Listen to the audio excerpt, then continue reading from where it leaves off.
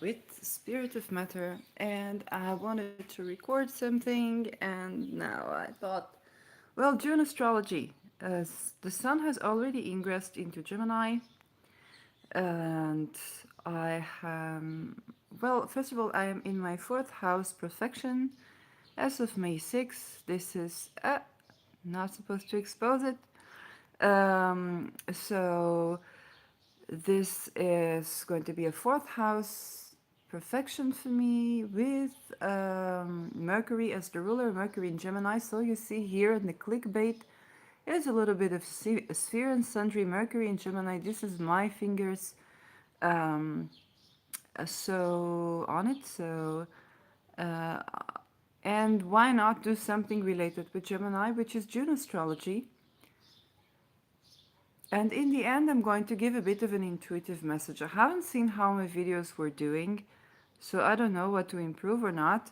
But this is the season where I'm returning to be a bit of the nude astrologer again, and that's just me not bothering with clothing and having to pay more precision to camera because I do want you to see my face. People commented, other YouTubers commented that they like to see the faces of people, and that's okay with me. It's just that to show you the screen and my face, I don't think my face is all that interesting that instead of the chart, and I'm trying to combine. But it's also summer season, and I like to feel free at home. So this is June astrology. June astrology, and I know AstroSeek does have these funny, beautiful sketches. So this is from 1st of June 2023 to July 1, 2023. Um, Pluto will be going retrograde into Capricorn. Saturn is retrograding, so if you want to watch a beautiful video about Saturn retrogression sidereally, then you're welcome to Krasi Atasio's channel, which I love watching. And she had a video about that. Neptune will be retrograding, and you don't know why I'm happy because the last time Neptune retrograded, I managed to gather some money that was able to buy me certain things, and I'm seeing here something that I might be talking about later, and that's something that I made a couple of days ago, birthing. So I'd definitely be wanting to make a video about the Neptune retrogression and how that can get you um, to do certain things. It's like the waves, okay? But this is more on a Neptune. I need to get to know its energy more as I'm learning to work with the outer planets. And Chiron will retrograde, right? Is Chiron? No, Chiron is moving forward by 2 degrees, not much. Rahu is right on the verge of ingressing into Aries. Jupiter moving forward until about 9 degrees into Aquarius. Uranus is moving another degree. Mercury is direct the entire month, which we need. I still don't know what is on with the 6th degree of Taurus or with the number 6. I know it's a number that relates to my birth numerology, and I've gotten a lot of things to do with numerology. But the 6th degree of Taurus was especially slow, and I'm so thankful to have Mercury moving the entire month, and it will be in Mercury retrograde. What I'm going to try to do with this prediction throughout this episode, I'm going to try and find an election live for another a consecration or another um, Mercury Mercury election. Okay, so let's see if I can do this. Venus is going to move into Leo. She's not going to retrograde, I believe, right now, but she's going to move into Leo. Um, or does she retrograde? I think she does retrograde in the beginning of June or July. I don't know. Mars will proceed. It's in Leo the entire time. So but it's very soon separating from tight, con- uh, the tight aspect, the opposition to Pluto, which was very intense. I had a prediction. Okay, I talked about a T square, and then I made a video. I don't remember. It was one of my last. I was saying about this T square again. Probably I was talking about the moon in Taurus. Um, was that the kind of the conflict arrives, and in Israel we had literally a person shooting, coming, climbing above to a building and shooting the buildings, just shooting. We don't know why. We don't know why did who was it. Why did this person do that? And they were shooting. And the funny thing the bullets were from iron. Okay, gun is Mars, bullets Mars. Okay, and iron Mars. But the police insisted, okay, that it was an air gun. All the while, a teacher, okay, that found this. She was a woman, a teacher that found in her house the bullet, which was made of iron. And oh, hi Lizzie. So it was one of these days where my prediction, it was a cognitive prediction that I had, and I always have channeling, and that prediction was borne out in a way that was so literal, and I had felt a bit uneasy. You know that I don't, while I do astrology, I do mundane astrology, I don't do like the hardcore, concrete astrology event because I don't feel ready for it. But this was a concrete moment that materialized in such a way that was quite significant. So I'm happy that Mars is moving out of the T square. Lilith is moving for another couple of degrees, and this is pretty much what we have. Um, let's talk about the lunations that we're going to have in June. So we're going to have a full moon in Sagittarius, 13 degrees Sagittarius, and a new moon in 26 Gemini. Um, well, the last times we had eclipses on the Sagittarius and Gemini, we had the COVID vaccine, the fake data pandemic around many things, including medicine. Um, we had the digitation of whether you can go into a restaurant or not go into a restaurant, whether you can fly, so you had to do digitalized things. The coinage was changed, so there were many things around this. And now we're going to have another lunation that you would say, but we're not there.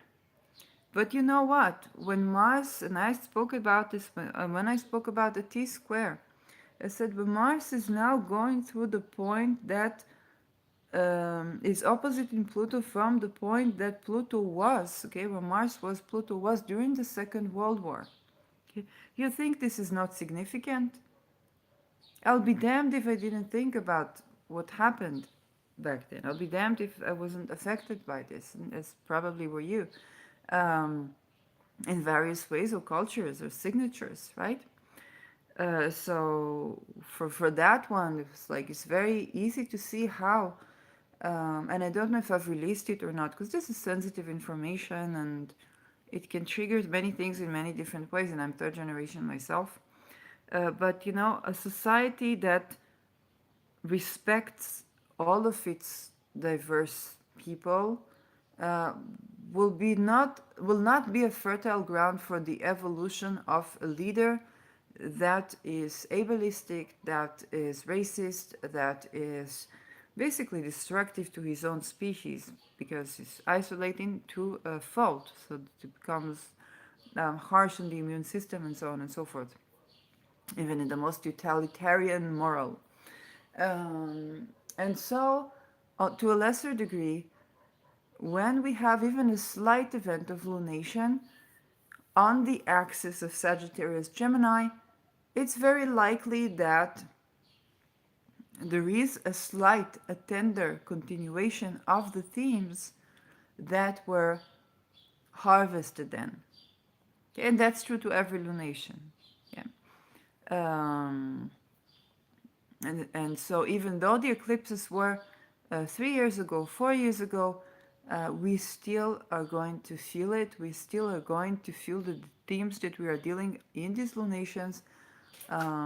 Close not only the chapter of a year ago, okay, but also relate to the times where Rahu and Ketu were in Sagittarius and in Gemini, okay, which was my nodal return. But okay, so Sun will be in. It will be sextile in Lilith. Will be sextile in Chiron. Okay, 'cause she's in Gemini. She will be sextile in Lilith, sextile in Chiron, and then she will square Neptune in June 19. She will sextile the nodes, okay, in June 22, and she will trine Saturn in 29. So this is already from Cancer. Here she enters Cancer in June 21, where I live, which is the Middle East. Israel, for those who are interested, for the more accurate location. This is what the moon is doing, which is how I'll go by here. Mercury. So Mercury enters Gemini in June 11th, and the window of opportunity, which I hope to dedicate time to try and find an election live with you. And I'm not a master in electional astrology, I'm learning it myself, but I want to do something live with you so that you can practice and you will be encouraged to make this intricate science of the stars more accessible. And then June 27, already Mercury enters Cancer. Okay, so for a very short while he's in Gemini, and this is the window. June 11 to June 27 is the window of opportunities. Now, since we have a full moon, let's look at the moon. We have a full moon in June 4th.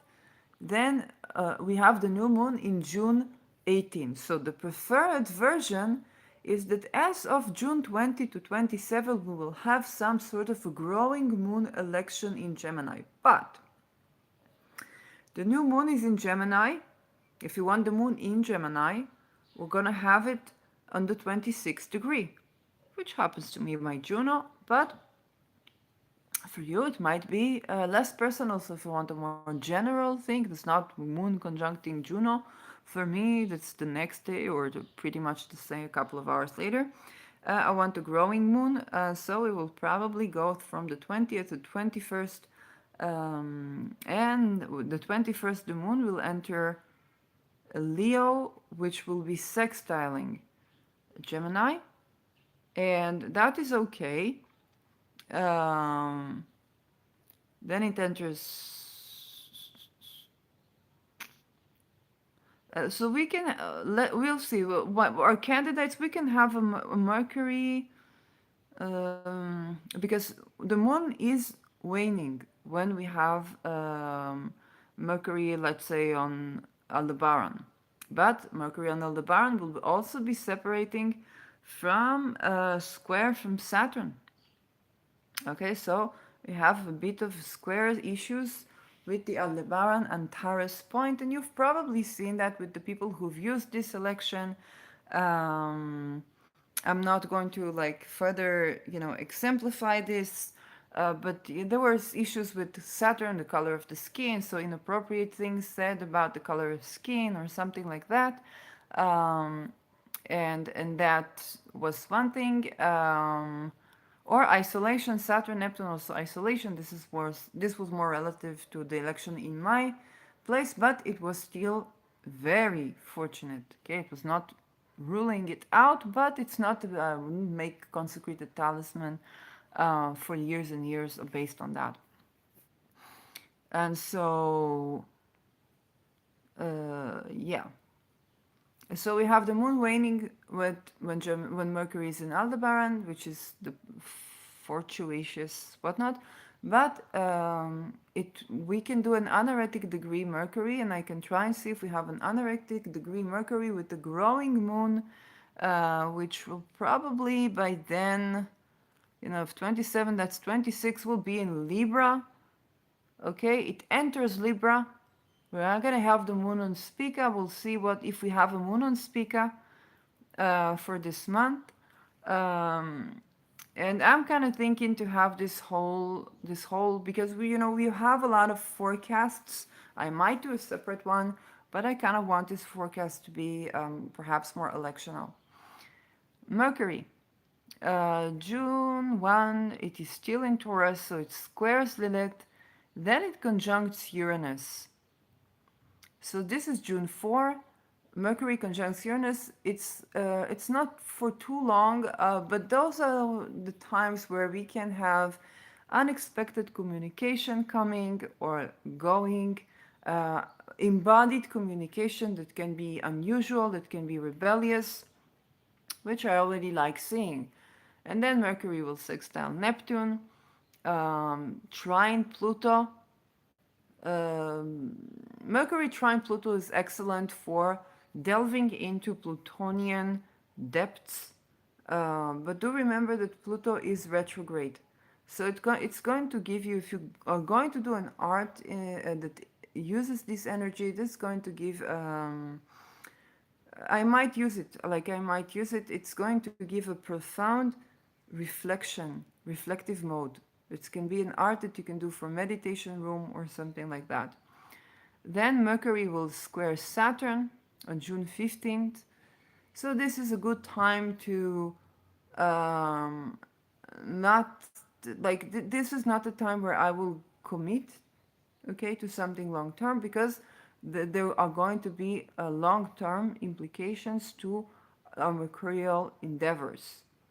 Okay, so Mercury will square Saturn, but Mercury squares Saturn from applying to Aldebaran. So we also need to pay attention to that because right after that, Mercury is going to sextile Venus and it's going to apply within June 15 to June 17. It's going to apply to Aldebaran, which is 10 degrees Gemini. And then we can actually be victorious in our communication and victorious. I talked about it whenever I talk about Aldebaran. Uh, you are the victorious in somebody's chart, maybe yours, maybe another's. Somebody is the victorious in your chart too. Okay, and so sometimes you need to learn from another person. Okay, sometimes they are on the right, you need to learn from them. Sometimes you are on the right, they need to learn from you. Okay, so this is victory. When a mercurial level, this is victory, is to win an argument. For example, one great concrete example, not with Aldebaran, but of the type of victory that I'm talking about. There was a talk about standardization of astrology not long ago, and the question, should you give readings to children? And most of us Westerns were like, well, of course not. Like consent and this and that, but then um, the Cameron presented another point of view today or yesterday on Twitter and said, well, if you asked in that village in Africa, okay, if you asked the people and you said, well, you know what, you should not give readings to children or should not give information about children to the parents using astrology, they would look at you like you are crazy because this is the costume, this is how they do. And I'm like, oh my gosh, he's right. Okay, so this is the type of Aldebaran. When I talk about this is the type of Aldebaran. This is the type of a victory. He's right. Can we just honor that he's absolutely right and change our minds? That's what we need to do. And this is also why we can change our mind, the mind of another person. When we are illuminating on a point of view that genuinely something needs to be changed. Okay. Mercury sextile Venus on June 17th. Venus will be in Leo there, so if you like Venus in Leo, that's great. I have no problem with Venus in Leo per se. It's just I have Venus in Taurus, so she will be squaring my Venus. Yeah, it will be Lilith and sextile Mars. When Mars is already out of the Pluto hard as tight aspect, but in house it still opposes Pluto. So you want to take that into account. And then Mars will sextile Chiron, then square Neptune, sextile the nodes, and trine Saturn. So Mercury is going from the square with Pluto to the trine with Pluto, and from the square with Saturn to the trine with Saturn. Okay, Mercury, Venus, this usually are the terms that I'm going to speak about. It's like in their relation to the outer planets. Um, and that means that in terms of our communication, June 11th is when Mercury trines Pluto, and June 15th he already squares Saturn. Okay, so it's not the beginning of the month; it's around the mid-month, and yet from the mid-month we have something very interesting because Pluto is in Saturn's sign, and so we have a trine with Pluto and a square with Saturn, which is the ruler of where Pluto is right now. Okay. Um,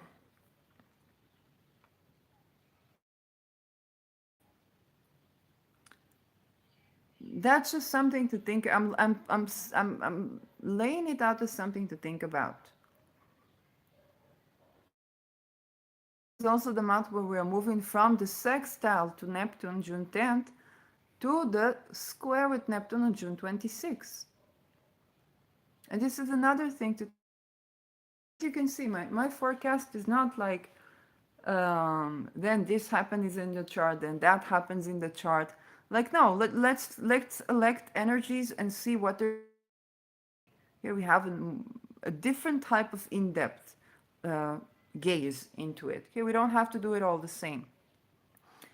And so from the sextile with Neptune to the square, all the while going from the trine with Pluto to the square, but the ruler Saturn, we go from the square to the trine. And of course, as we go to the trine, we are coming closer to the square with Pluto. With from the square to the trine, yeah, we're coming closer to a square with Pluto. Okay, if we trine Saturn, then Pluto is the sign before that, so we square Pluto, um, which will happen in July. So I think about it, try to conceptualize, try to think about you're getting into a house of a married couple, okay? And as you're entering, you come, let's say, from the side of the husband or the wife. And as you're getting in, you get along with the husband better, okay? You're just getting to know the wife. And you're staying there, okay? You're in vacation or a conference, I don't know, you're staying there. And then towards the end of the month, is actually the husband that you kind of have um, some like not easier time to bridge your opinions, but the wife is actually more welcoming, and the wife is the owner of the house. Okay, this is the particular situation that we have here. How will it play out? Who knows? And this only begins in the mid-June. Okay, so right now we're not anywhere near there yet. And from as per Neptune, then a sextile with Neptune can give you a sort of a spiritual quality, a dreamy quality, a mysterious quality that is not necessarily bothering you with the consensus reality. Okay? And I took the term consensus reality from Caitlin Kopak, or maybe it's Austin because he was doing psychology stuff, but I don't know. And they were working, that was the write up for the Moon election. So, consensus reality is a term that perhaps is used psychologically, but it's also philosophical. for me, as a person who did the history of the revolutions of scientific blah blah blah, philosophy of science, then I look at it as the democration question of science. What is the consensus in terms of the scientific dogma that is ruling the times right now? Okay, Neptune sextiling Mercury, we are within the consensus. Okay, spirituality, issues of spying, issues of holistic, we are within the consensus. Neptune squares that, we're just not within with the consensus. It doesn't mean that it's right or wrong, it's just not within the consensus, okay? Which is the basis of why I talk about non-volitional, non-dual experience being a better term than psychosis, or breaks with consensus reality being a term of pathology. Okay, because break with consensus reality is not always disturbing, it can also be revolutionary. And so it's not for nothing that, that was in the context of the moon, which is the channeling, whatnot. So Mercury, both Mercury sextile Neptune and Mercury square Neptune, you can achieve great things. It's just that Mercury square Neptune is not going to be the type of things that you need consensus about. Let's say if you're signing a contract and you expect everybody to respect this contract, I would not add a Neptune there. Because Neptune gives you somebody that whose reality, whose worldview is completely out of the consensus, and therefore their words, their actions on their words, depending on where Mercury is, can be dramatically different.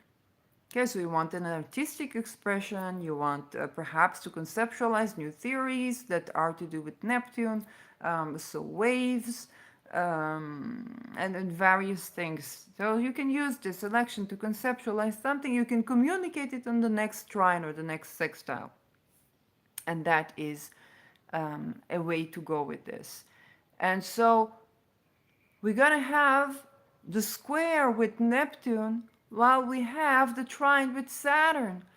And so this adds another dimension of potentiality to Saturn being in Neptune's sign. Okay? There is a great materialization of scientific detours that may deviate from what we call science, but will actually materialize and be useful, or venture to a complete other way that will not be relevant to the times in the future. But this is just the exploration path of Neptune. And so in general, there's no way to get away from that, because while we have Pluto in Saturn sign and Saturn in Neptune sign, it doesn't matter how Mercury aspects that. The minute he triggers something, our entire communications, like we can't really do but surrender our communication patterns. And sometimes wonderful things happen when we do surrender. Okay, so Neptune is about surrender, Pluto is finding your power. So as you surrender, you find your power, and as you find your power, you surrender.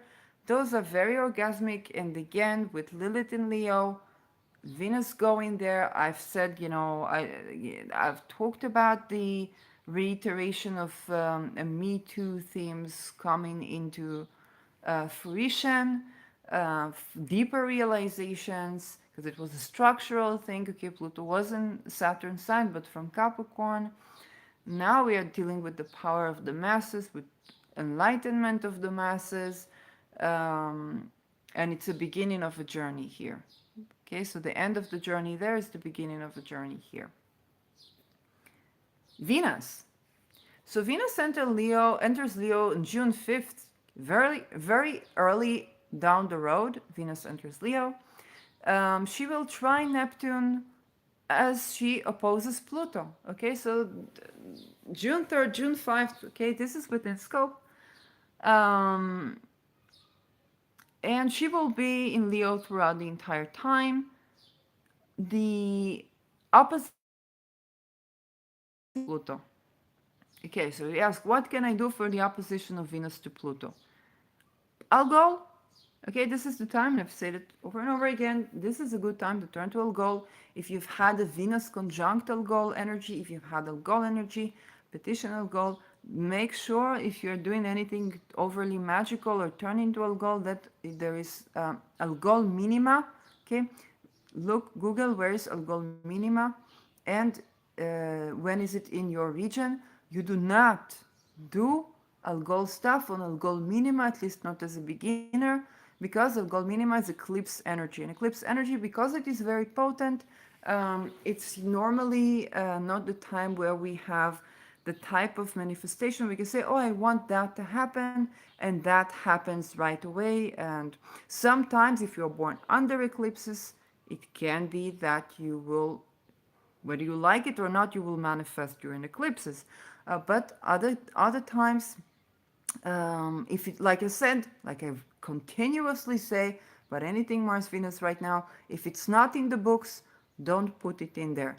So do check the minima. Other than that, yes, petitional goal. Call, and I do it the Christopher Warnock way. So call Angel Raziel, call the divine, and call a goal, and ask for protection, ask for the things that you desire. Honor people who have had algo like experiences, so validate the voices of people who speak up, survivors of violence or sexual violence, rights for people who are sex workers, to rights of people who escaped human trafficking, or people, or prayer for people who are in human trafficking, and so on and so forth. And of course, rights of people who deal with non-volitional, non-dual experiences. The way we treat those people, if we treat them good now, then Hitler won't have ammunition, okay? And I speak about this, and I will say it over and over, and how many ever times needed. I will say it again. Pluto is now in Aquarius. When was it last in Aquarius? The French Revolution, American Revolution. Who were the people who were revolting? People who had lands. What about the slaves? Okay, it created slaves. And then what we had the World War. Everybody, all countries had working camps. All countries, United States too. They were holding Japanese people and other people in working camps. Okay, medical experiments that were made. All countries, not just Dr. Mengele, not just Hitler, not just Nazis, okay? All countries, also, unfortunately, also Israel, okay? The children of Yemen. This one story. Sterilization of women, of people of color in the land of the Jews. So if it's happened in the land of the Jews to survive the Holocaust, then imagine the land of the free. So it happened too.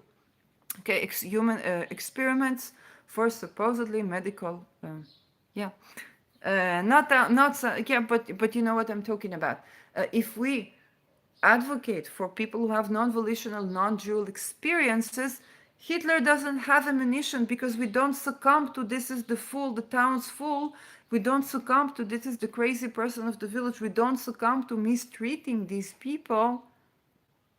And so nobody can get our willing consent to marginalize and to make atrocities that later humanity en masse goes through. Okay, who didn't check in with their, if you had a psychologist, for some people psychiatrist, during COVID?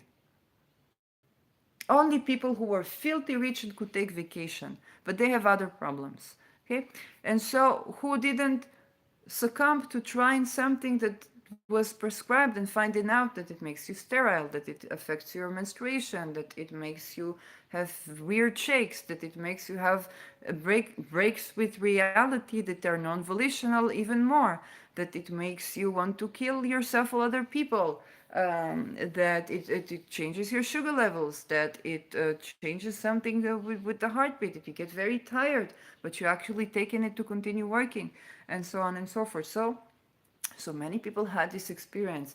Had we not treated or not agreed that there would be certain people that we treat in this way, and they are slaves and they do not have the rights or they are women and they are property and it's okay to have sex with them whenever you want, then we would not be in this position of the atrocities that happened when Pluto was opposite into where he is right now.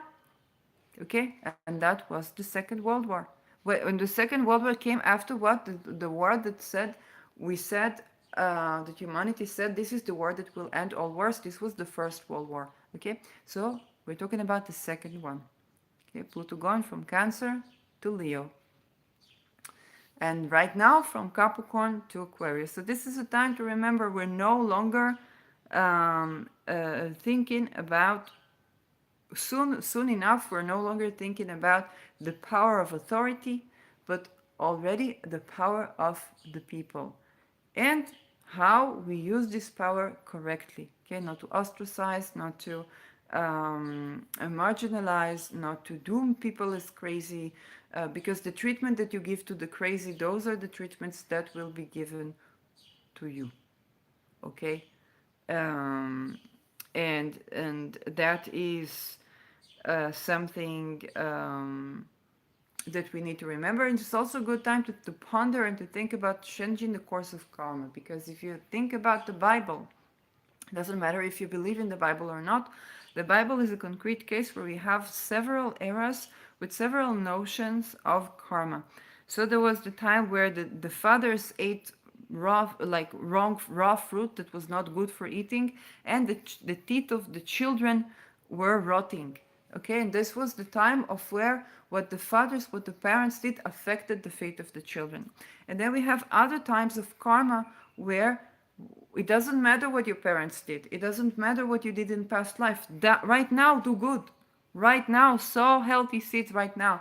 So, with Pluto in the signs of Saturn, we have a very potential time to change the course of karma to where our children's teeth don't have to rot because we ate bad fruit, but also we don't have to have our teeth rotting because of the actions of our parents or our own actions even. We can tune and learn and do better and at least tend to it, at least ask for that. That because this Pluto is about revolutionizing, rejuvenating something. And yes, I have also talked about this when I was looking for a particular yoga that was with the outer planets, and I did a video about that. Take the time to look at the videos and find this out for yourself, because this is, this is one of the things that nobody talks about. Everybody has their own thing that nobody talks about. This is mine. And yes, we are in times where religions are transforming. It is such pivotal time that we didn't have that for at least 1,000 years. Okay, so now, yes, now you can change so many things. I'm a person who one of the things that I've been through in childhood is somebody from the family saved me from a doctor who wanted to kidnap me, and already started to kidnap me. And I was a young girl, and the doctor says, "Well, what are you interrupting? Was he going to be pedophile? Was he going to do torture? Was he going to do medical? We don't know." Okay, now we think pedophile, but now as I'm recording this, we don't know. Okay, it's way more than that. It can be ritual, it can be this, it can be that, maybe many, many, many things. Do I want him to go through next life and be a child and be kidnapped, or also or almost kidnapped, or this or that? No, I don't want him to go through the horrors that he was planning for the children. No, no, or that he was doing to other children. For sure, he was doing to other children. No, because in this next lifetime, he will be a child, and I want him to live a good life as a child. And I want us to live good life as children. Okay, this is the time. This is the pivotal time where we are the people can tend to that. Okay, so this is what's coming up for this one. And so Venus is going from trine to Neptune, opposition Pluto. She's going to square with the nodes. And the nodes are, Rahu is ruled by Venus and she's squaring it. So yes, we can expect something related to the eclipses. I'm not saying something huge, but it can happen. Squaring Jupiter. And when she squares Jupiter, she is actually, it's not a T square like Mars, because Jupiter has moved on. Okay, but it's within the scope of the degrees that it's also a kind of a t-square there, and only that this t-square can be resolved with Mars, so we'll need to see um, where will Mars be and what will Mars be doing, because Mars will be in Leo, and this is the resolution of the t-square. Okay, so think about Mars in Leo. It can be excess heat to this resolution. The weather is probably going to be hot, and yeah, so that's a pivotal time for Venus. I would turn to, I'll go to anything Venus related. Then she's going to conjunct Lilith, um, which is another important remark, although there are various Lilith points.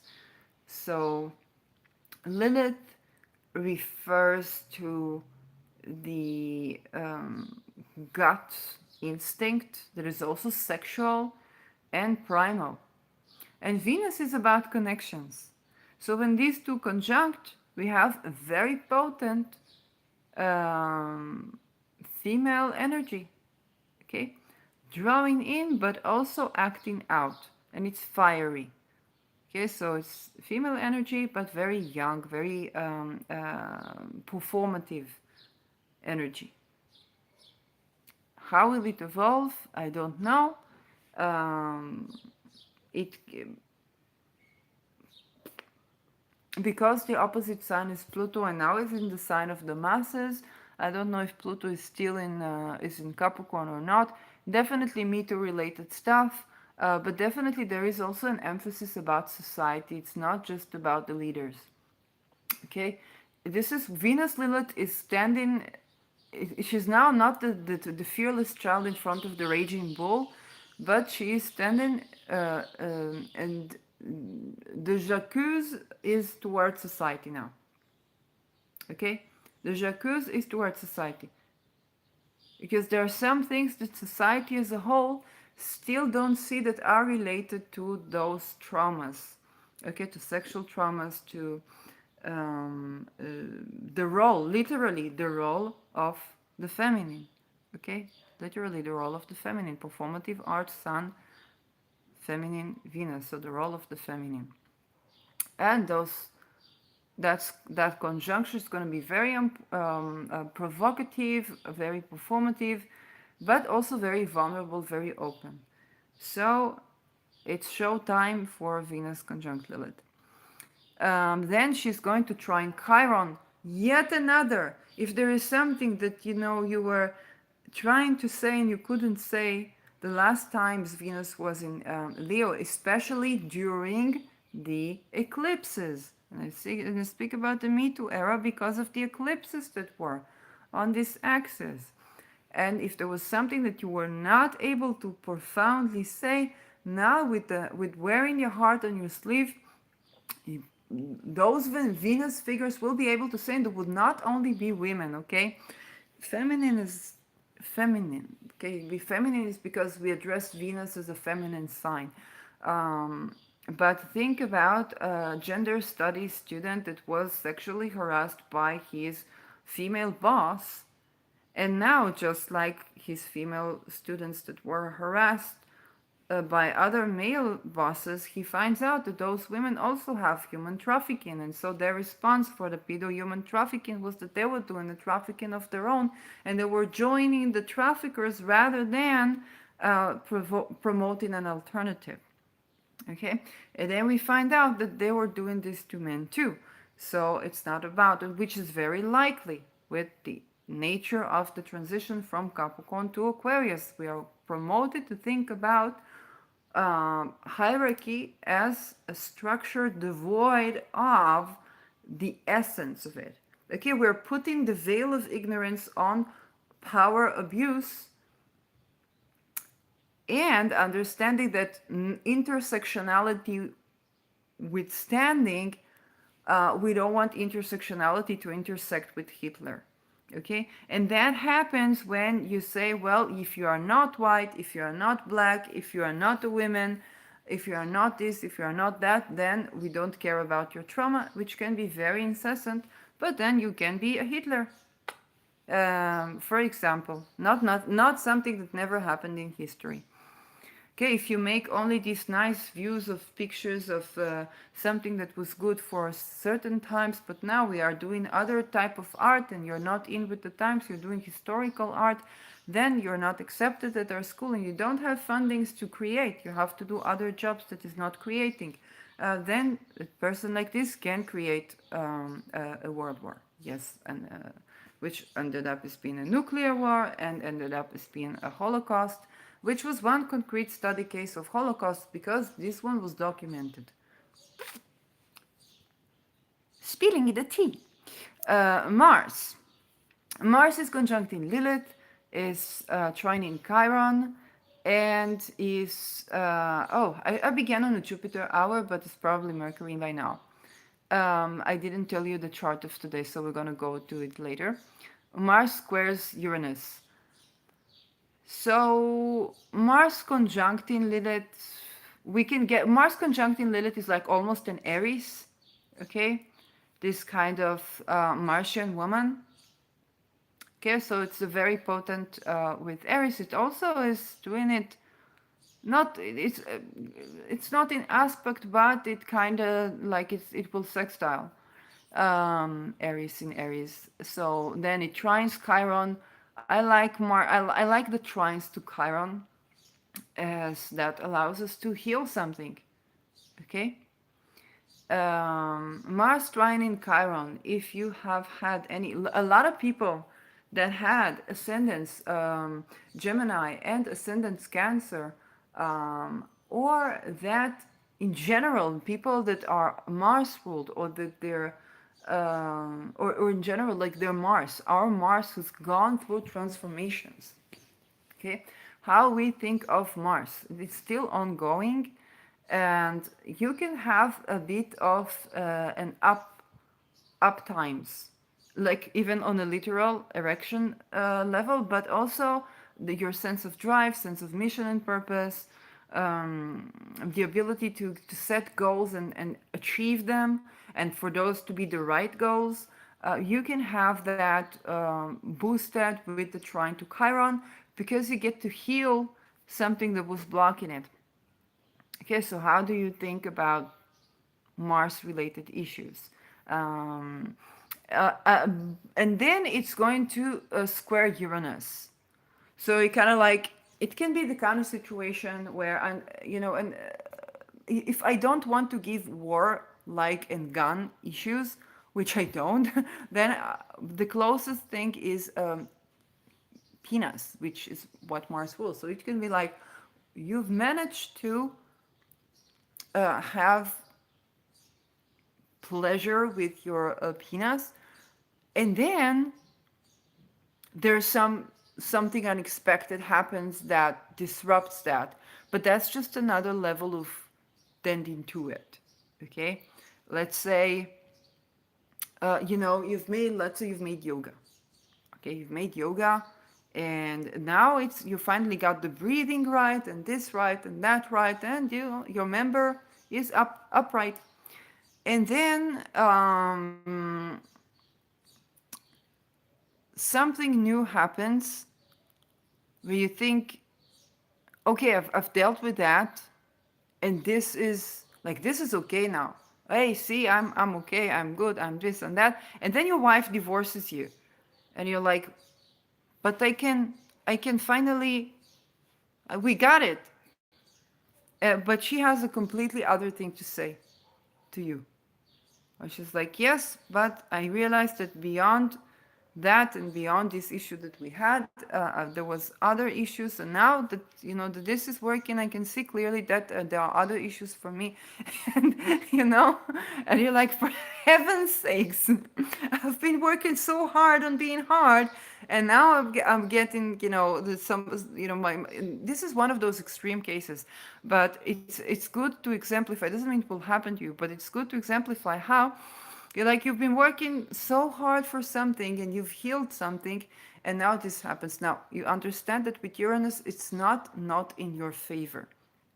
Okay, It can be something that both of you are being called to do other things. And Mars squares Uranus, it means that your sense of drive and purpose is needing an update from being revolution, being scientific, in a way that is uncomfortable. Okay, the angle where you meet the revolution is uncomfortable with this one. Okay, um, what I can think about. Let's say you're activist and you talk about a patient-doctor relationship from healing from sexual trauma, and your point is like, well, women should not go to a men's therapist. This is a red flag because so and so and so and so and so. And then you encounter a case where a woman hurt her patient. Okay, and now you're like, okay, what do we, like an update is needed. It's not that your cause is wrong, but you definitely need to revolutionize your thinking and try to get even deeper to the essence of that. Uranus is doing that, but from an uncomfortable angle. So Uranus is like, yeah, but you're sexist when you say that. It's like we need a decentralization of the therapy field in general. Okay, and that is another thing to think about. Jupiter. All we have for June is Jupiter sextiling Saturn. So it's not moving very much. I guess it's moving slowly, and that's why we have that. So it's going from the T square or from the square to Pluto to the sextile with Saturn, which rules Pluto. So from the square with Pluto, which is now, to the sextile with Saturn, that rules Pluto. So um, I really like the balance of expansion and contraction. My natal Jupiter is in Saturn signs, sextile in Saturn, and it definitely accentuates the need to have balanced contraction and expansion in life. It allowed me to achieve certain things that are inaccessible to people who are only Jupiterian. Being a person whose ascendant is ruled by Jupiter, if we take the Pisces ascendant, um, then I can attest that Jupiter sextile Saturn is a blessing to have. Okay, it's the understanding that you won't get to the grind eventually in life because Saturn makes, it's older. Okay, so when you're young, you can do mistakes, but when Saturn matures, it's like you won't get to the grind without that being something of meaning to you. But when that being something of meaning to you, you can put the time and effort and dedication to make it happen. Okay? Look at me with astrology. Yeah, one of these days, if this is meant in the way and the time that it's meant to be, somebody's going to run over this entire corpus of work, and whoa, they're gonna have a lot. Okay, and look at how this channel is not for them. It's not a channel for the masses. It allows me to say the things that I'm saying now, which is good for my healing, which matters right now more than how successful I am on YouTube in a time where your entire wealth can go. So there is. It's not easy to withstand, but there's also a good balance of expansion and contraction, and that allows you to have an achievement of meaning and fulfillment in life. So this is a good thing to have. Saturn will be in Pisces, Jupiter will be in Taurus, so you can gain material wealth out of art. I don't know where the moon's at, but if it's triggering this aspect, I would definitely make a talisman out of this yoga and try to see what it does. Saturn. So Saturn is retrograde at this time at the exact sextile. So, yeah, I'm not saying impossible, but it's experimental. Um, okay, Saturn retrogrades on June 17th and will stay there until July. Okay, it will stay there until July.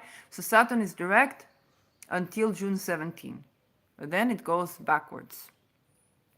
Now I want to think to March. What did you experience since Saturn ingressed into Pisces? It's happened right along with Pluto ingressing into um, Aquarius.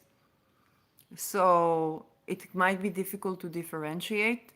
But how has Saturn in Pisces been to you so far? And now you're going to have a chance to go over and make the necessary changes and reiterate certain things or reflect on certain things and find deeper meaning in things.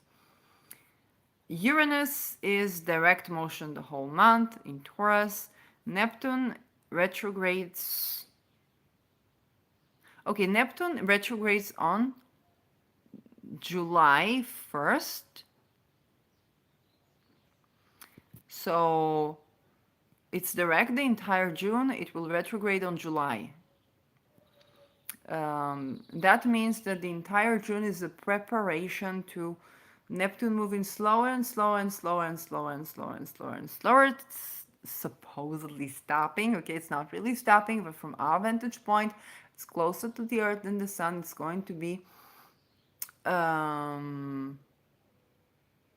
Well, I don't know if the closer to the Earth than the Sun is true to Neptune, because Neptune is far away. But never mind from here. But it is closer to the Earth.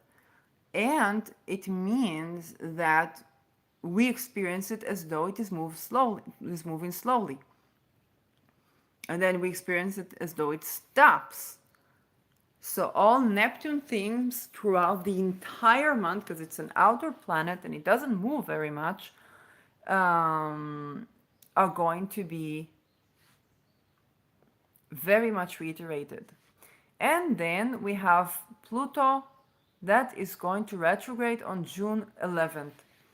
So let's go to the chart of our first outer planet retrogression, which is Pluto. You know I'm an outer planet girl. And immediately I want to look at this with the aspects. With the asteroids, sorry. Okay, 11th of June 2023. Moon immediately I see is going to conjunct Neptune and oppose Ceres. Okay, so for those who are doing Moon Neptune stuff, I don't know if the aspect to Ceres, because I treat asteroids as like planets. We saw that with Aries. There's good reason to do so. I don't know, whatever astronomical, sexism of the day caused certain planets to be asteroids and certain not, and certain, oh, but this is too small, it cannot be a planet, it's a this, it's a that. I don't care what it is, I don't care what they think it is. It's far, yes, but if the moon applies to it and it opposes Ceres here, then I wouldn't ignore that, and that's why I would either say, okay, I want the moon as to drag Ceres and to do like Ceres in Virgo, if you want to do that. But if I do a moon Neptune, then I would not be ignoring the asteroids, which is probably something that nobody in the entire magical society that I know, astrological magic, tends to it in the way that I see it. But okay, I'm the person who felt the conjunction to Chiron when I tried to do a moon exalted soul talisman when the sun was applying to Chiron. So yeah, and the moon will be trining Venus in Leo, will be aspecting sextiling Sedna and Mercury,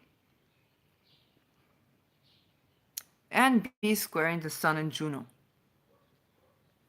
at the time. Sextile in the retrograde Pluto, so Pluto retrogrades to the anaretic 29 degree of Capricorn, If that sounds like a lot of and well, that means that at the time that Pluto goes back to Capricorn in a position that is very essential to predicting things long term, and I speak 248 years. So we have the moon manifesting that, and that means that touches we feel more from the astrology. This is why a lot of people do forecasts by the passage of the moon because it's the closest to the earth, and whatever the moon touches, it draws in.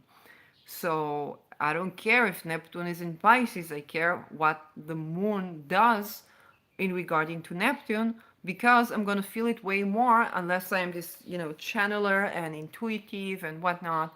Then I might feel that too, to a lesser degree. But I'm definitely not going to be able to ignore Moon conjunct in Neptune if it's like on my ascendant or something, which it is. So Moon sextile in Pluto at the Pluto ingress, okay, it's retrograde ingress, so it's the passage to Capricorn, it means that we're going to feel this ingress. Simply put, things of what is Pluto, Pluto, power relation, psychology, exposing things. Okay, Pluto is exposing things, especially in the later degrees. In the beginning degrees, there are secrets. At the later degrees, we expose them. Okay, so this is so. Um, that is the chart of the ingress. Pluto is making an aspect to the nodes here. It is within the scope of the aspect to the nodes and an aspect to Humea, which has to do with fertility. And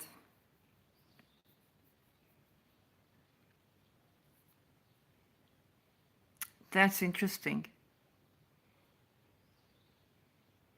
So Humea has to do with fertility. Um, and Humea is opposing Jupiter in Taurus. That means that what Jupiter does in Taurus at this time is needs to take into account what Humea is doing with Keto.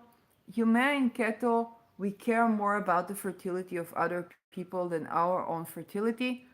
I can deeply relate. It's not because I don't care about my fertility. I definitely care about my fertility, but things that I'm like, okay, I don't really see how that resolves. So I'm just gonna do a fertility talisman in favor of humanity, and it may or may not serve me in this life or not. So this is Humea. The moon is not aspecting Humea, Pluto is, and it is squaring Humea. That means Pluto is squaring from society to begin with, which is Aquarius.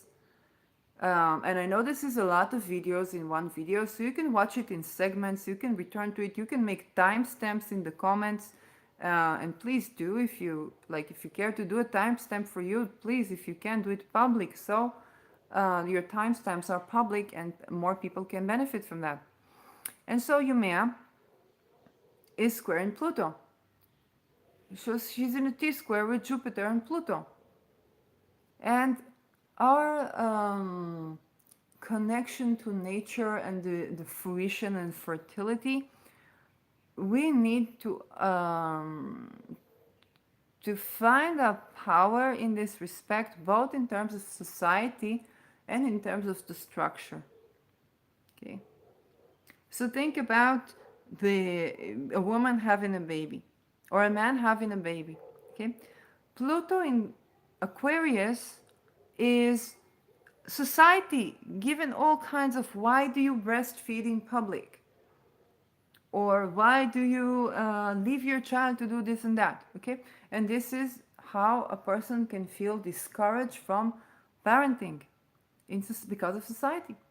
Pluto in Capricorn is more like the government kidnaps children for medical experiments or for whatnot, like the Yemen children's story. Okay. And they're like, well, that can be discouraging from fertility or can delay fertility because we don't want that as the fate of the fetus, of the baby. So this is the ingress of Pluto to Capricorn, issues of fertility and the state. Nothing more is needed to say. And now I want to do the touch on the lunations, but I'm going to do it from the Mercury perspective. So let's see. Mercury is okay. Let's see the Mercury sextile Chiron, because this is the 22. The moon is growing. And how do I know if the moon is growing or not? If the moon is, look at the sun. If the distance from the moon to the sun is shorter than the distance, I'm sorry, if the distance from the sun to the moon is shorter than the distance from the moon, capture distance from the sun to the moon, okay, shorter than distance from the moon to the sun. And this is how we go, it's anti-clockwise. Then we know that this is a growing moon. Okay, if it's the other way around, okay, if the moon was here and the sun was here, it's a waning moon. When the moon grows, it is good for what I want to do, what I want to grow in my life. When the moon wanes, it's good to ask for what I want to decrease in my life. For example, and again, I don't know exactly still how it's going to work with talismans, but the talisman that I have of, it's called a door key subset, so it does a bit more things, but by Sphere and Sundry, and the moon was waning, okay, and so what I found out that there is a lot of closure that I'm doing with this talisman. A lot of closure, um, and that being like opening doors in that term. There's a lot of closure that's happening, a lot of removing obstacles, okay, removing obstacles. So it does a lot of removing of the things and clearing of the passage to wealth and well-being. So clearing of the path. Um, yeah. And that's a part of what it does, and that can also do certain type of, because my Chiron is Gemini ruled, it can also remove certain things that are blockages that I need to heal from. So remove blockages, and so healing in these terms. And Sedna is about to enter Gemini, so it's always good to have something of Gemini that you can work with the energy. The waning gives you the removal of obstacles, the removal of stuff. So it can be mental constraints, it can be communication blockages, but you think in terms of I want to clear the path to wealth. And you think your mindset is the wealth is here, because they're working on wealth, the wealth is here, the well-being is here, I just want to clear the path. Neural pathways. Okay? And of course, it can allow you to create new ones by merit of clearing the old ones. Growing moon, which is our preferred, is like I want to invite in. Okay? Waning moon is good for protection. Growing moon, I want to invite in. Of course, a talisman that's made with a certain energy is going to bring in things. Okay, I just have a turtle. We found a turtle in the street, so I adopted it in the yard, and I think it's still there, and I gave it food and water. So of course, some new things came up.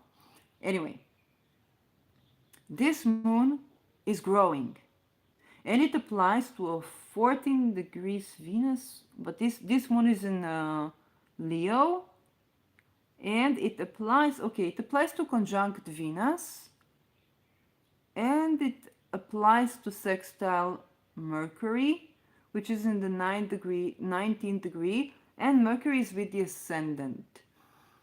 So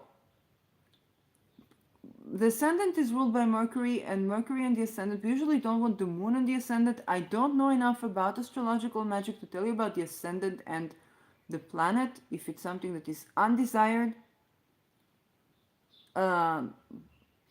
Okay, then that would mean the Mercury is in the first house. It's an angular house, but it's I don't know about the phase or term, so, but let's first see what is Mercury doing. So Mercury is exactly sextile in Chiron. We have this yoga with Chiron, but and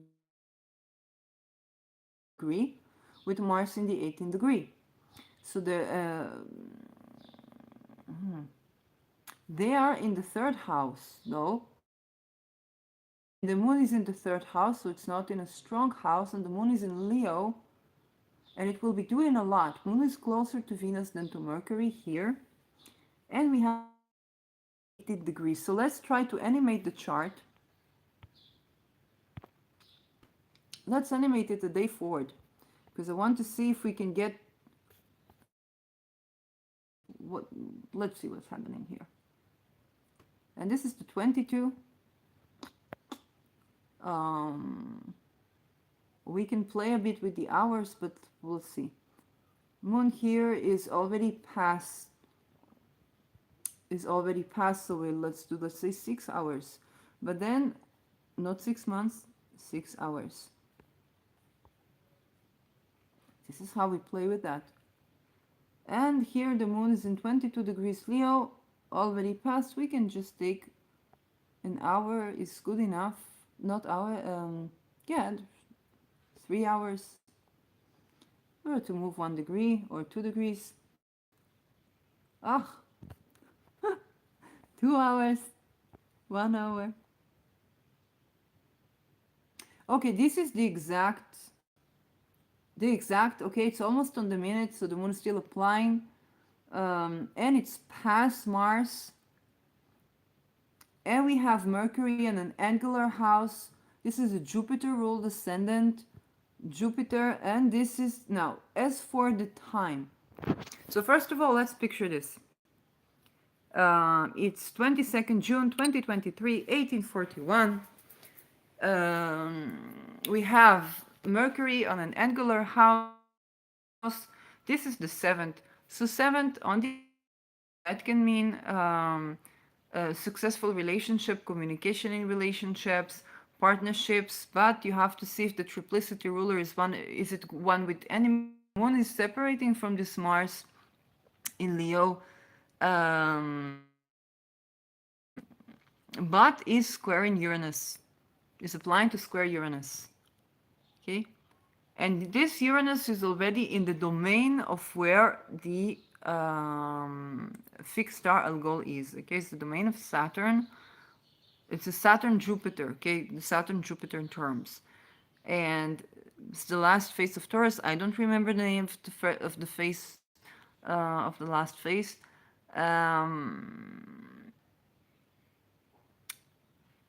It's not a Uranus that I would mess with. Okay, it's not a Uranus that I would mess with. It's very close to my lot of spirit, 1 degree away, but it's this position of the moon is not one that I would put into something.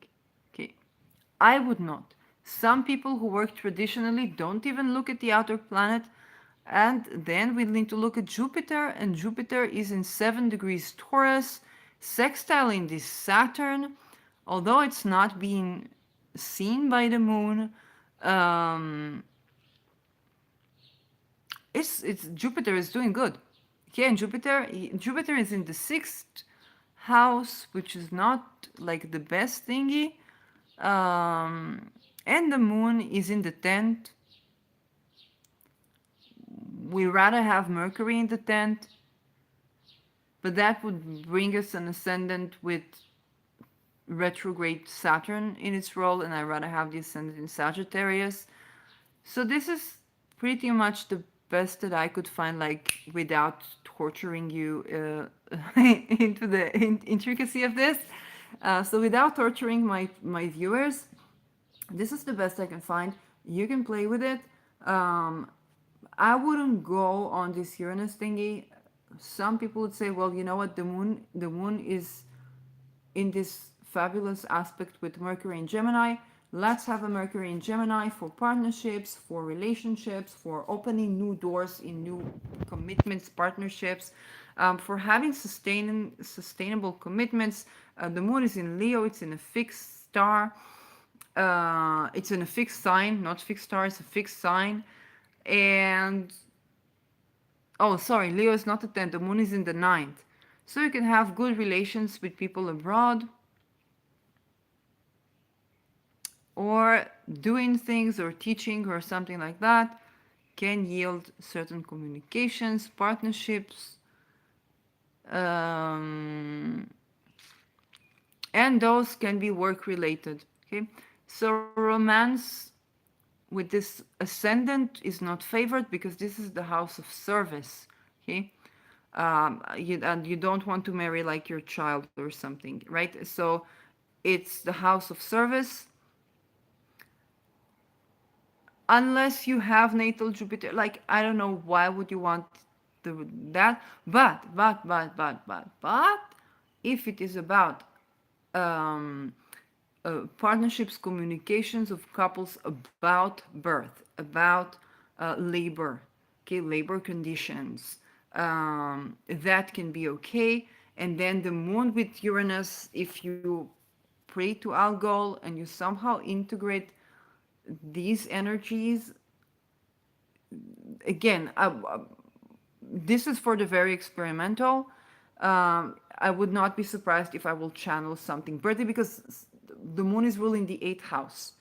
Okay, I have Jupiter in Aries in the eighth, the solar return, so birthing, birth, blah blah blah, is a lot to do with that. And I have Ketu in Libra. Ketu will, when Ketu reaches Libra, then it will be in my eighth house. That means I will care more about the birthing of humanity, or assisting people with birth related issues, than particularly my own birth, or yeah, I don't know. Um, and so anything that you do with birthing, our philosophies around birthing, because our worldviews, and that being related to partnerships, perhaps think about joint parenting, types of parenting we wouldn't consider, types of labor, technologically assisted labor, whatnot. Those things can be quite fortunate, or by accident fortunate if we tend to the places where Uranus is tending to. And Jupiter is sextile in Saturn retrograde here. We are reflecting on the process. There's a longevity to what we do here. And the moon is growing, so it brings new solutions. Okay. That being said, if you've never done anything magical before, go to the trained practitioners in magic. I'm learning this. I'm not a selling artist in magical blah blah blah. Okay, so go to Christopher Warnock, go to Crasia Tassio, go to Caitlin Kapak, go to Austin Kapak. Those are people that have years, decades of experience with doing things, and they do things traditionally. Okay, this is me looking at the tradition with new eyes, and so some of the things are like, oh my gosh, you don't know how many times we tried it, and look, this is how this works. And sometimes it's like, okay, that seems too dangerous to try, and then I say, well, I did this and that happened. I'm like, oh my god, maybe we can try this too. That's the merit of it. Now that we have touched on, yeah, I've done that several times. Now that we have found certain type of closest thing to a lesson, again, not if you're a beginner, not if you're not experimental, to simply put. If you're traditional, maybe you would not care about this Uranus if you're doing things traditionally, but I do. Anyway, let's go here and do the lunations. Of course, every lunation deserves its own episode, but I want to look at our first lunation, and this is full moon in Sagittarius. And the full moon is when the moon is opposing the sun, 13 degrees Sagittarius, Moon is opposing the sun. What else does it do? It separates from a square to Saturn. It separates from a trine to Mars. And it kind of applies to trine Lilith. It's within the domain of Antares. Okay, it's 3 degrees. So if you have something natally there, I have Uranus a degree before that in Sag, then you might feel it more. Both the moon and the sun are traditionally pretty isolated. Okay, they're not doing anything. They're separating aspects, not applying aspects. And so we have a lunation where we have the moon and we have the sun. So let's look at the rulers. The ruler Mercury is applying to conjunct Uranus. Okay?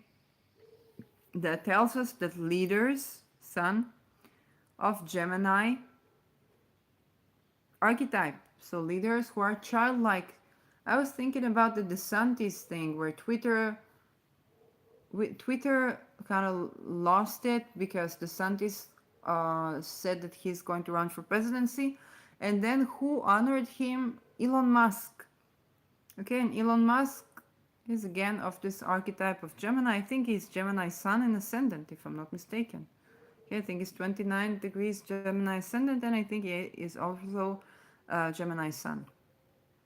So, Elon Musk, okay, Gemini Sun, a technological leader, honored this president.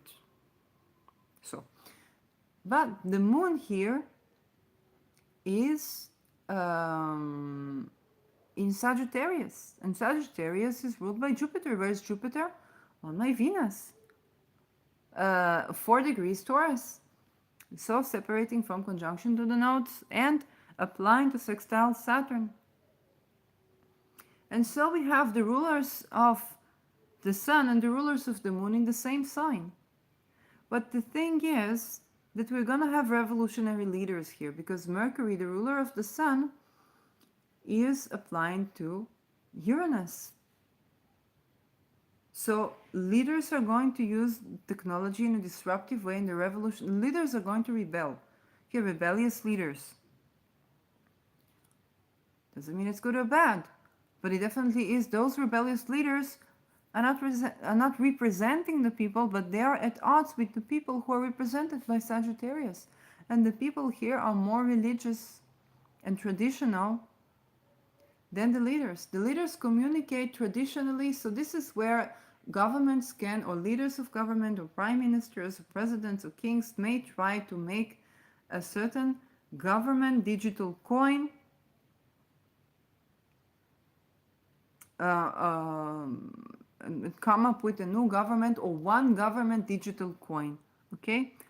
Or use universal income in ways that are at odds with the public. So it's like, yeah, everybody gets, 1,000 Shi a day, but this 1,000 Shi doesn't buy you the food that you're actually going to need. Okay, so it's universal income, but you're not actually able to buy something. Okay, so they might try to play like that.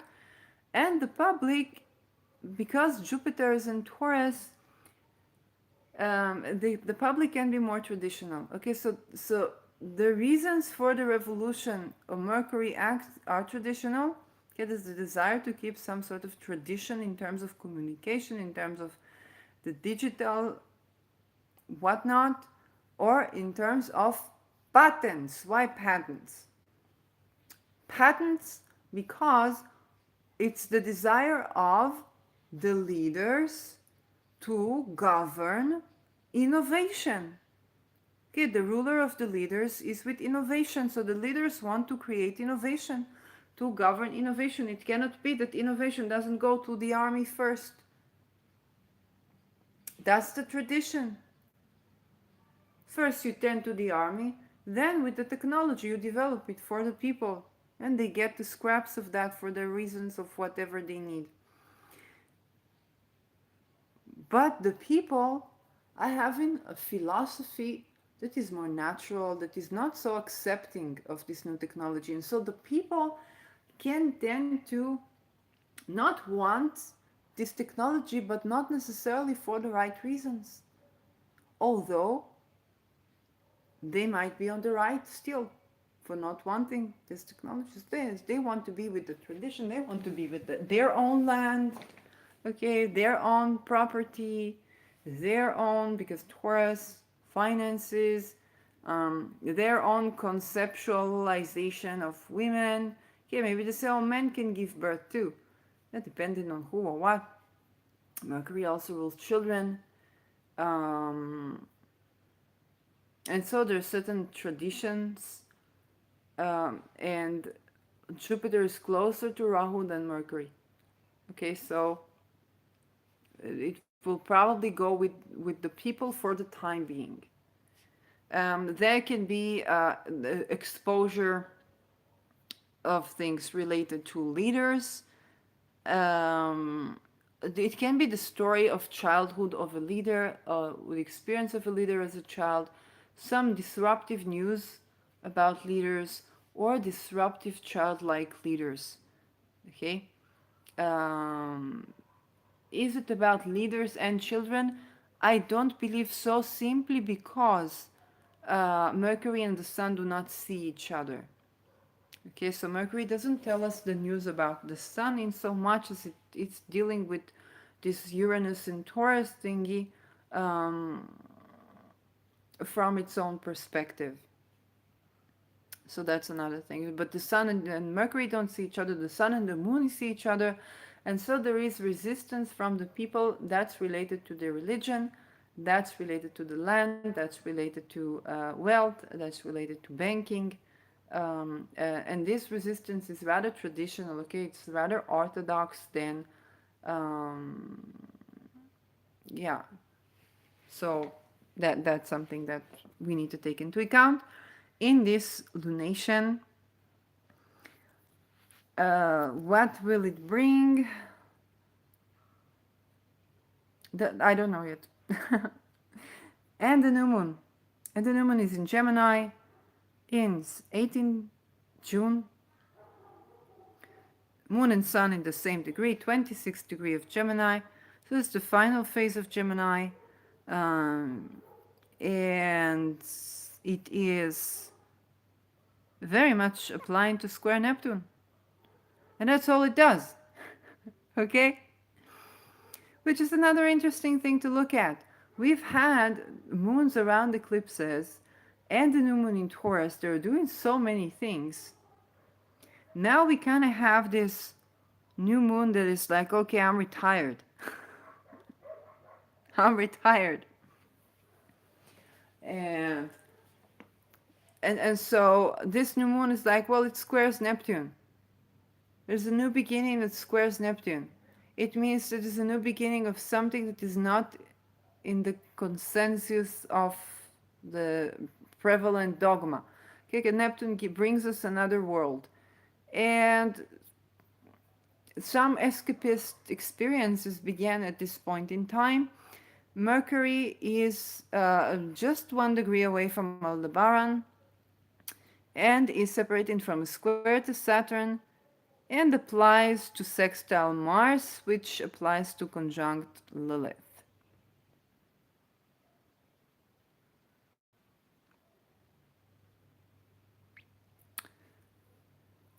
Well.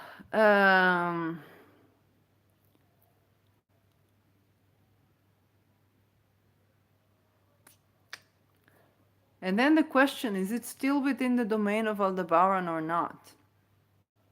And it sextiles Venus. It sextiles Venus. Not it applies to sextile Mars, but it sextiles Venus in Leo.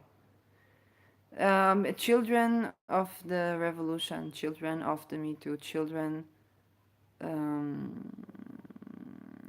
boys and girls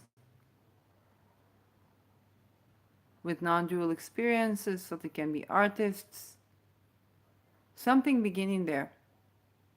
But the square to Neptune tells me that this new beginning is of people who are not coming from the consensus. Okay, of challenging the consensus. And because it's the sun and moon, so there are certain leaders of something, and those leaders are children, boys and girls.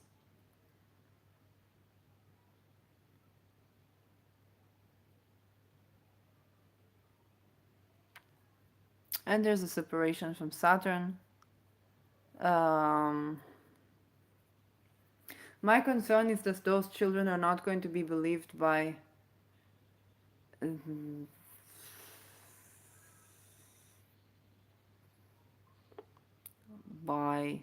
whom? That's the question.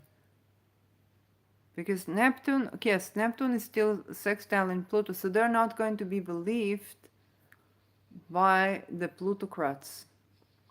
And so, what I'm tending to believe that these children are actually, their opponents are not so much the plutocrats, but they need the plutocrats, and their opponents are actually the masses.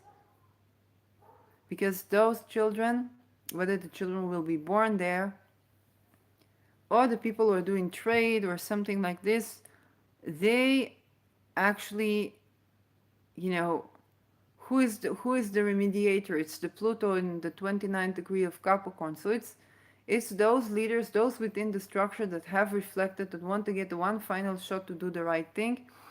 And my concern, because of the square to Neptune, is that those children might not. It's either they're going to be believed by those leaders who have seen it all, but they're still not believed by the masses, and so it will take 20 years for the masses to understand that these artists, these young leaders, these young traders, these young technology, people, and those are leaders, so boys, girls, something like that, are um, that's like they are victorious, but nobody believes it, or something like that. It's kind of like you won alone, and nobody sees that. And the people who have seen a thing, they know, but the masses still don't know. And Pluto doesn't see this new moon. Directed Pluto in conjunct this new moon. So it can kind of be like, if you are a child born in the West, and you tell your mama, "Oh, I have seen the great emperor of Syria." And she said, "What Syria?" He said, "Yes, in 2000 years, there's going to be a great emperor in Syria." And his mom was like, "Okay, I think my child is not okay." And he said, "Well, I must do that and that because it will benefit the people 2000 years from now. They would really like it that I do that." And that is doing some very weird costume with, I don't know, inflaming a bone of a cow or whatnot. Anyway, and the mother doesn't understand what's going on. Um, she talks to the father, which is also a mother, and they both don't really get what's going on. And there's actually a person that understands what this child is talking about, but they're coming from another place. It's like they can't really see each other. So this is an inconjunct.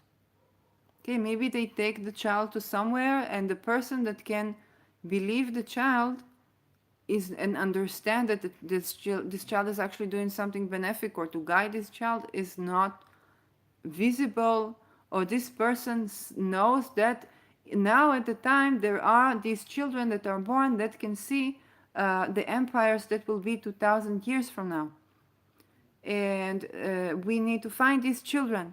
But we no longer have the tradition, we no longer have we don't have the establishment. We cannot say, okay, we call all parents in the village to bring in their children and see which children are going to have this ceremony, and then by the ceremony we will know what do we need to do so that we prepare for the next Kali Yuga, whatnot.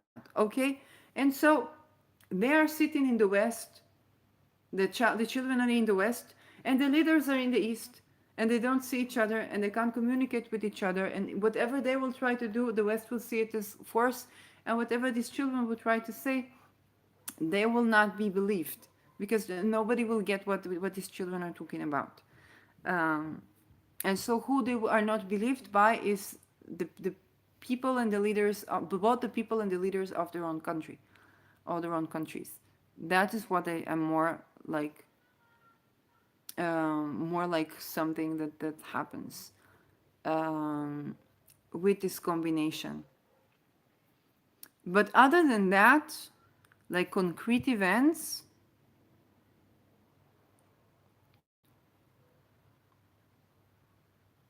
I don't know. And it can be that those children are going to do something anyway, and this is going to be probably benefic. That's it. Okay, it's not those new moons that are pivotal, and it's like we're really having a break from the new moons with this particular one, with the Gemini one. With the previous one, we're actually not really having a break because the rulers are doing a lot. Here, most of us will see it as we're having a break, unless you are one of those children. Children is not just age, okay? You can be a channeler, you can be a leader, you can be a Venusian type of leader, or a singer, a performer. That can be the case for you. But other than that, most people are not going to really sense this particular one. The previous one, they're going to sense more. Okay, the full moon, they're going to sense more because it's going to be a concrete, okay, not air, okay, and fire. It's going to be a concrete event. Another thing that can be triggered is we need to go back to the eclipses. Did we have eclipses in here? So something, some memory, something can be coming up to revisit us. That's pretty much it with the lunation. Okay, so rather the Gemini lunation is okay, rather kind of rather safe for most people. The full moon is more annoying. Okay, the full moon in Sagittarius is more annoying because it's like, hey, those leaders try to do stuff from the reasons, and the people who oppose them are like religious and orthodox, and they're probably not gonna grant our individual rights. So, or maybe they are, but yeah. So that's more annoying. It's not, life transforming in the way that the previous lunations were. I expect less people to die unless it's like, unfortunately, there can be youth suicide with the first one. So let's go back here. Why do I say youth suicide? Mercury, youth, and young leaders suicide, Uranus suicide. Okay, it can be by somebody making a suicidal move, but it can also be literal suicide of youth. Um, mm, mm, mm, mm. And this is where we go out of sun moon, we go into the rulers themselves, and that is um, yeah, I don't really have anything smart to say except that you need to believe people with non-volitional, non-dual experiences, and for many people, I'm not saying everybody, suicide in here is about resources and the voice, because Venus ruled. Venus is still in Cancer, 28 degrees of Cancer, and she opposes Pluto. Okay, so if somebody's been suicidal here, it's very important not to impose anything. If hopefully somebody he will hear and listen, but if you are the family, if you are this, you are that, do not impose anything. They're not imagining. If they have non-dual experiences, it's because they cannot speak about what happened, not only because it was too harsh, but also because who will believe, right? And so they can try to kill themselves because they see no solution. This is Mercury being in Taurus, so they've been very practical about this. So it can be a very practical solution, maybe with the neck, maybe with this, maybe with that. So very important to validate the voice. Very important that no, they're not to blame, they're not imagining. Okay, they're not to blame, they're not imagining, and um, they're not like if they don't want the medication, it's more important to keep their than to bring the medication. Even if somebody tells you no, most medications they actually make people more suicidal. So if they don't want it, don't do that, because this is more like then they can use the medication to kill themselves. Simply put, okay. So if it's youth, children, know that it to do with the voice, with expressing themselves, with finding their power. And this is, can be emotional bullying, or all the things that, like the horrors. And so it's very important not to impose any treatment, not to impose them, not to force them to go to certain psychologists, because psychologists can rape them. Okay, like I'm simply saying everything out as the way it is. So very important not to go to psychologists, to and not to go, but definitely not to leave the child alone. In general, don't leave the child alone with psychologist. Don't, don't. You know, you like you don't, no, you don't. I don't care. It's a man, it's a woman. Don't do it. It's a young being. Okay, and hopefully it's not from the family. And never, if it's a child outside of the family and you somehow have veins of truth in you, do not impose treatments by any, I don't care who taught you what this, what that knowledge from experience. Okay, do not impose any treatment. Do not impose returning to the family. Do not impose going away from the family. Okay, both of these polarities, not good. No, they're not imagining. Okay, so validation at every step. Okay, if they have non-volitional, non-dual experiences, it's because that there's something that they cannot speak. Don't, and also don't try to get people to talk about things. No, no, no, no. You're re-raping them. No, absolutely not. Okay, they need to speak in their time. If they can speak now, they can speak. If they cannot speak, they cannot speak. Don't fuck with that. It's life of children. So, and non-volitional can be both children. It can be traders. It can be leaders that are mercurial. It can be judges. Anybody mercurial. Okay, so the voice needs to be extremely validated in here. It can also be the Elon Musks of the world. So like, don't, also if a person has been bullying, this is a good reminder. Like, don't treat them that way in return. And I'm thinking about things that were done actually to people like Trump, or to people like Elon Musk. Okay, to hold them accountable, yes. To bully the bully, rather not. Okay, sometimes it's like, if a person has been attacking you physically, and you're human, we're human. It's not about ostracizing yourself if you did something wrong, but more, as much as you can withstand, do not bully the bully in here, because yeah, that they're doing it for whatever childhood corrupted things. So holding accountable is very good. And there is still this kind of this Uranus. Okay, so this is a point where people can be changing their mind. They can go through transformation of their communication style. So it's better not, like there can be an illumination part. And yes, these people can kill themselves, can bomb themselves. It can be suicide bomber that is a child.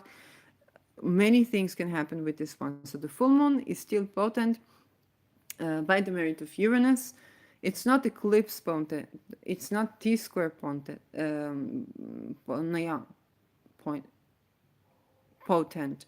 But it is Uranus potent, which is still a planet that circles the Earth for 80 years from point until 360 degrees to the same point.